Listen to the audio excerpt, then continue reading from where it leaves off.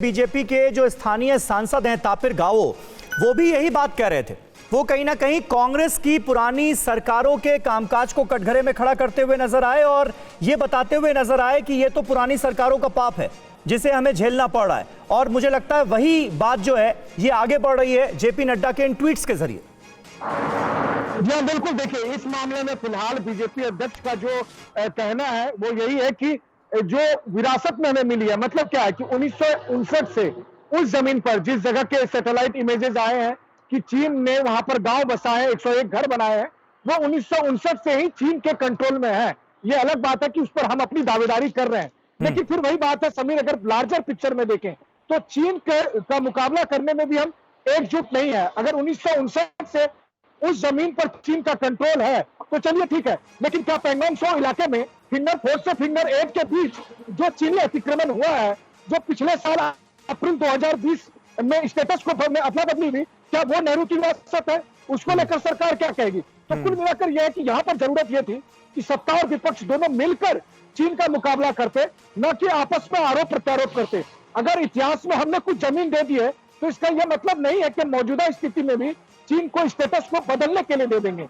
इसी वजह से अगर राहुल गांधी और जेपी नड्डा एक दूसरे पर यह आरोप लगा रहे हैं, एक कह रहा है कि आपके पूर्वजों ने जमीन छोड़ दी, दूसरा यह कह रहा है कि आपने अभी जमीन आप देने जा रहे हैं, लेकिन सबसे बड़ी बात है कि यह जमीन भारत की है, हमारे देश की है। बिल्कुल सही बात है, बिल्कुल सही बात है, और इसीलिए देश के लिए चिंताजनक ये खबर है। आमोद राय, इसका क्या जवाब है फिलहाल?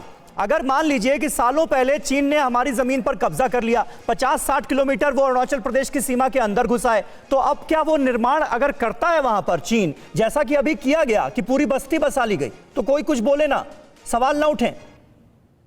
निश्चित तौर पे देखिए, बीजेपी ने जो अपने तरफ से अटैक किया है, जो जेपी नड्डा के ट्विटर हैंडल से ट्वीट किया गया है और जो उन्होंने प्रश्न उठाए हैं, उसको देखकर तो समीर यही कहा जा सकता है कि बीजेपी का साफ तौर पे कहना है कि ये ऐतिहासिक गलतियां हुई हैं, उसका खामियाजा भारत आज भुगत रहा है। चूँकि अभी स्टेटस को मेंटेन है, उसमें कोई परिवर्तन नहीं हुआ है।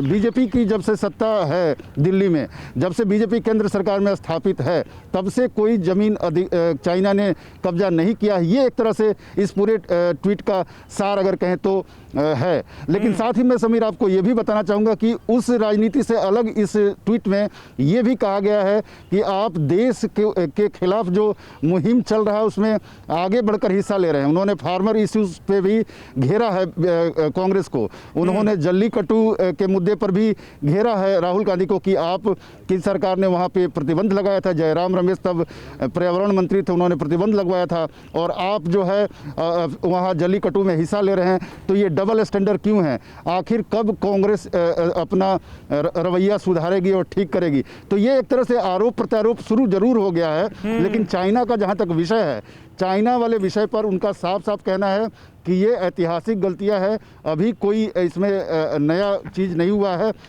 अड़ी सोमवार से शुक्रवार शाम 6 बजे सिर्फ TV9 भारतवर्ष पर।